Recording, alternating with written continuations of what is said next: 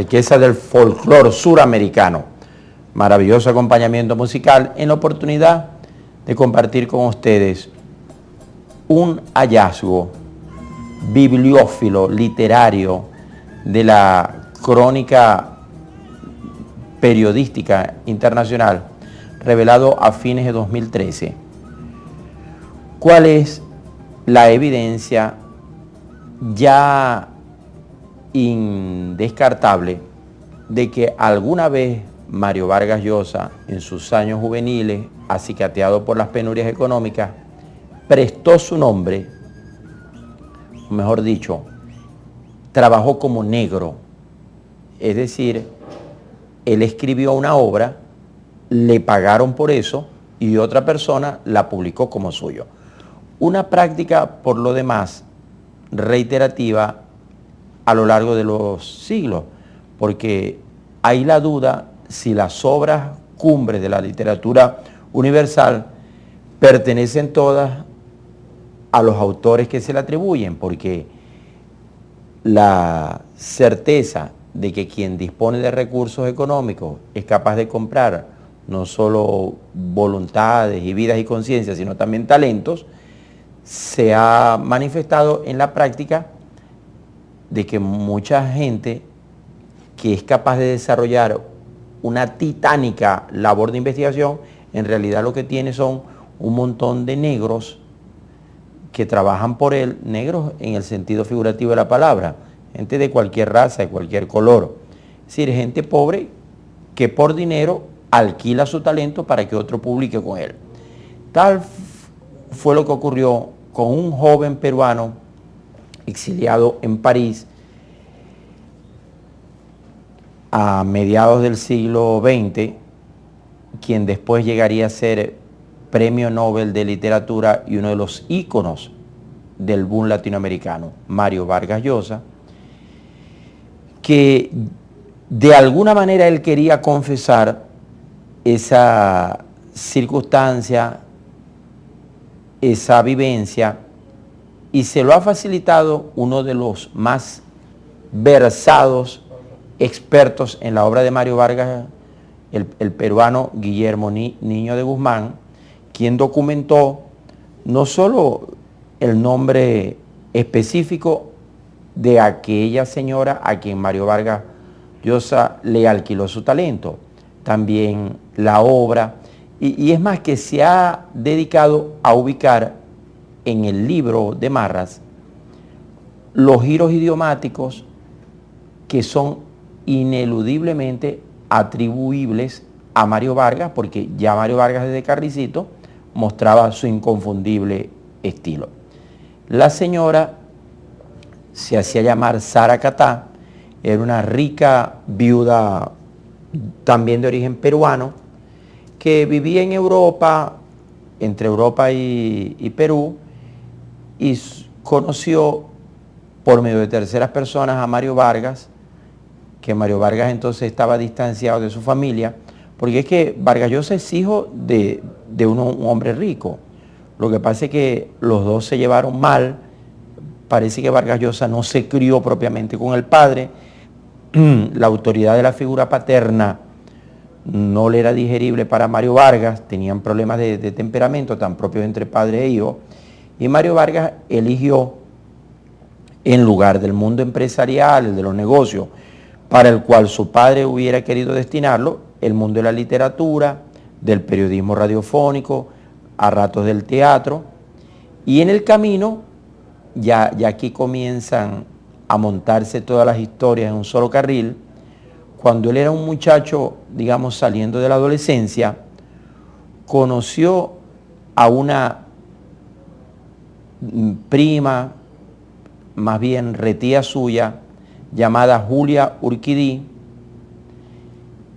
y siendo ella una mujer divorciada, curtida por la vida, muchos años mayor que él, se enamoraron. Se enamoraron el talentoso escritor en Pininos y la mujer madura, y vivieron una tórrida experiencia, se fugaron, terminaron casándose, fueron a vivir a París juntos, se enfrentaron a los convencionalismos de su época y cuando se les terminó el amor, cuando Vargas, por cuanto él seguía siendo joven y ella había envejecido inevitablemente, tal es la ley de la vida, cuando él la dejó por una muchacha, por cierto, de la misma familia, más joven, más contemporánea con él, bueno, se acabó ese capítulo que en el interregno de esa vivencia de Vargas Llosa casado con una mujer mayor que él, de su misma familia, Vargas Llosa, digamos, exiliado en Perú, exiliado en París, quise decir, alejado de su familia y por tanto no recibía el financiamiento familiar al que podía aspirar, de hecho, y es de lo notable de este personaje, que él quiso ser un self-made man, un hombre hecho por sí mismo, y de veras lo logró. En esos años difíciles, duros, cuando Vargas Llosa vive con quien fue su primera esposa, Julia Urquidí, allí lo ven ustedes, ven la estampa. Julia Urquidí era una mujer delgada. La diferencia de edades no se aprecia mucho porque, bueno, Vargas vestía de terno oscuro, se dejó crecer los bigotes, apostaba a verse mayor para que no luciera la diferencia de edad. Tanto ocurre esa historia íntima que Vargas Llosa luego fue capaz de contar en un celebrado y ameno libro llamado La tía Julia y el escribidor. Son los años de la mayor penuria para él y entonces se le acerca un común amigo que le dice por qué no acepta la propuesta de una rica dama peruana que quiere que alguien le escriba un libro. Vargas Llosa todavía a estas alturas no ha contado los intrígulis del tema, ya la primera esposa ha muerto, pero este investigador Vargas Llofilo, Niño de Guzmán, sí ha logrado ubicar los detalles. Que la contratante se llamaba así, Caterina María Podestá Acereto. Fíjense que tiene los ancestros italianos. Ella era rica heredera, rica viuda y, bueno, pagaba para hacerse famosa como escritora, quizás no siéndolo, porque algo que me pregunto, ¿ella sabía redactar o solamente es que redactaba pero no escribía? Porque hay alguna limitación entre redactar y escribir. Redacta cualquiera, se redactan memorándum, cartas, correspondencias, manuales. Se escriben obras de la literatura, se escribe poesía, se escribe ensayo, se escribe novela. No fue este libro escrito por Vargas Llosa el único que publicó ella con su firma. Hubo otros, pero hay también las sospechas que el dinero de la riquísima viuda alcanzaba no solo para que le escribieran libros y los publicase ella, también para que esas obras fueran a concursos y las premiaran. Y van apareciendo las evidencias que a otros célebres escritores de la época los compró. Me pregunto, ¿es justo decir los corrompió? Porque esa práctica del publicar obras ajenas como propias era como bien vista. Había una cantidad, ha existido a lo largo de los siglos, estadistas que tienen quien les escriba los discursos. Los norteamericanos se han quitado ese problema haciendo pública la figura del redactor de discursos. Cada candidato y presidente tiene un redactor de discursos que en los últimos años los redactores de discursos han logrado tener hasta fama propia, prestigio propio, y algunos han sido capaces hasta de salir a criticar lo que el estadista le cambiaba a su discurso. De la misma manera también hay gente que ha publicado injundiosas obras y con los años se sabe que era que tenía un equipo de muchachos o recién graduados estudiantes que trabajaban por modestos ingresos y dejaban que aquel se atribuyera su arduo trabajo intelectual. Tal fue el caso de la señora Caterina Podestá. Ese es otro libro que ese no lo escribió Vargas Llosa, se llama Sedas y Harapos. tuvo alguna circulación en su época. Ya vendrá alguna novela, ojalá escrita por el propio Vargas Llosa, sobre la vida de una persona cuando finge ser lo que en verdad no es. Pero la obra que él sí escribió y que indubitablemente es de la autoría de Vargas Llosa, es esta otra que se llama Pieles Negras y Blancas. Fíjense, una edición modestísima, el mapa del continente africano, porque resulta que la señora había viajado a África, vino muy impresionada, quería plasmar sus anécdotas y reflexiones, y para eso contrata a Vargas Llosa. Vargas se cuida mucho de no violentar la intimidad de la señora que lo contrató. Pero en una obra teatral que Vargas Llosa, por cierto, vio por primera vez montada en Caracas, Venezuela, que se llama Katy y el hipopótamo, Vargas Llosa no resistió la tentación de usar las primeras líneas de ese hijo suyo, renegado, digamos, ilegítimo, ese libro suyo que él sí escribió, pero que otra persona firmó como propio, dentro de las primeras líneas de aquella obra de teatro. Era una manera sutilísima, brillante como todo en él, de decir, es mía. En todo caso, la novela no tiene aquellos rasgos del genio de Vargas Llosa, apenas pinceladas, sutiles insinuaciones, muestras de lo que va a ser la magistral prosa vargasllosiana. Y hasta aquí el episodio de Saracatá. Ellos se volvieron a ver años después, cuando ya Vargas Llosa iba siendo Vargas Llosa, cuando iba siendo un escritor laureado universalmente. Y en una fiesta, ya la viejita, más vieja aún, se atrevió a abordarlo y le dijo que publicara un artículo o diera una entrevista hablando bien sobre otro libro que ella, entre comillas, había publicado. Vargas Llosa, educado, sonrió e intentó una vaga disculpa, pero la señora Podestá, que no estaba acostumbrada a que le dijeran que no, debió recordar el viejo lazo laboral que los había unido, le agarró de la mano y le aseguró, yo te pago, Marito, yo te pago, con que le iba a pagar ya al hombre que desde finales de los años 50, 60, empezó a sorprender a Latinoamérica y a Europa misma con el brillo de su talento, los primeros relatos, los cachorros, los jefes, conversaciones en la catedral, acercándose a lo que serían sus primeras obras emblemáticas.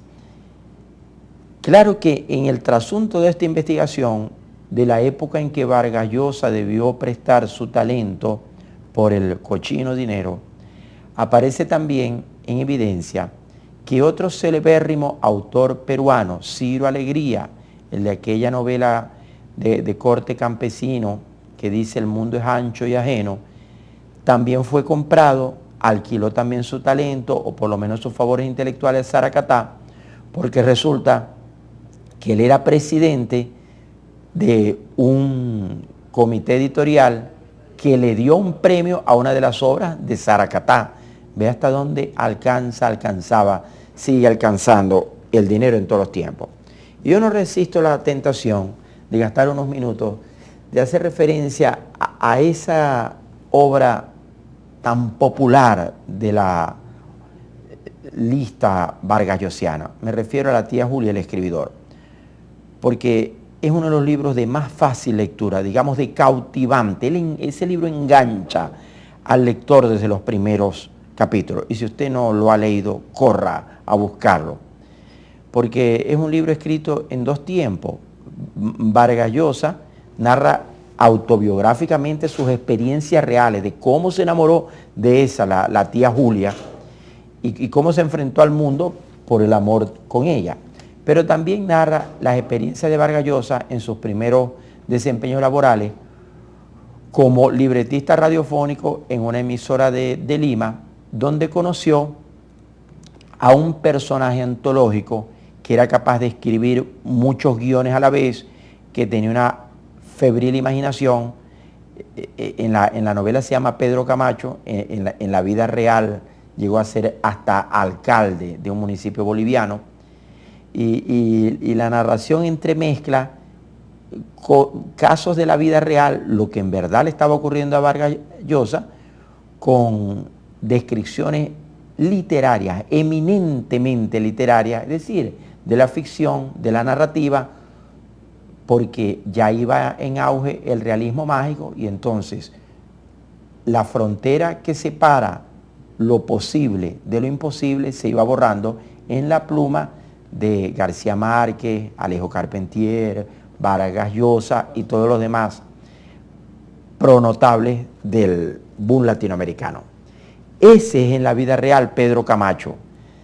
Se llamó Raúl Salmón de la Barra.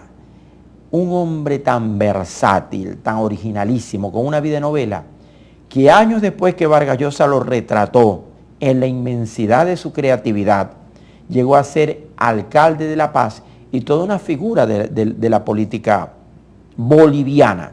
Recuerden que los bolivianos y los peruanos, por razones históricas, tienen una fuerte ligazón operativa, funcional. Él siempre, digo, Raúl Salmón de la Barra, se ofendió y se molestó cuando le dijeron que él era Pedro Camacho, porque Vargas Llosa, bueno, por la licencia literaria, lo presentó con una serie de extravagancias que quizá Raúl Salmón no las mostraba en público o sencillamente no las padecía. Pero en todo caso, el Pedro Camacho y el Raúl Salmón de la Barra son personajes, uno solo, indiviso a la vez, digno del estudio mundial. Ya en 1964, Vargas Llosa le pidió el divorcio a la tía Julia, su primera esposa. En una carta que él escribió decía: la vida que hemos llevado estos 2 años es una prueba flagrante de lo erróneo que es cerrar los ojos ante la evidencia. Es verdad que estoy enamorado de Patricia. Patricia es una sobrina de la primera esposa, prima hermana de Vargas, y esa Patricia terminó siendo su esposa por el resto de la vida, hasta hoy madre de todos sus hijos. Tú podrás quizás, empleando armas indignas de ti, impedir que yo vuelva a ver a Patricia, le decía con afiebrada prosa tan propia de un hombre escritor y enamorado, pero tú ni nadie tiene como destruir mi amor por ella. No quiero a nadie más, no querré nunca más nadie. Mario y su prima hermana Patricia se casaron, hasta por la iglesia, fueron a vivir a París, y dice Vargas Llosa, también la tía Julia, que para entonces la familia estaba ya curada de espanto y esperaba de él cualquier barbaridad. Esa tía Julia dio un paso al costado y discretamente se apartó de la vida pública. En algún momento, cuando Vargas publicó La tía Julia el escribidor, ella no resistió la tentación de desahogarse y publicó un libro escrito con las entrañas que decía lo que Varguitas no dijo. Ese libro es de difícil localización, yo no he logrado leerlo, por más que me apasionan los personajes y el hilo. Ella terminó trabajando en una alcaldía boliviana los últimos años de su vida, había envejecido como es normal en la existencia humana. Al final de sus años era una viejita dulce que fue capaz de recibir a los 2 sobrinos, aquel que la volvió loca en sus años de la madurez y a la muchacha que se lo había quitado, y tratarlos bien y bendecirlos. Cuando regresemos con más de Redimensión, seguimos analizando trivialidades literarias, biográficas en la vida del inmenso Mario Vargas Llosa.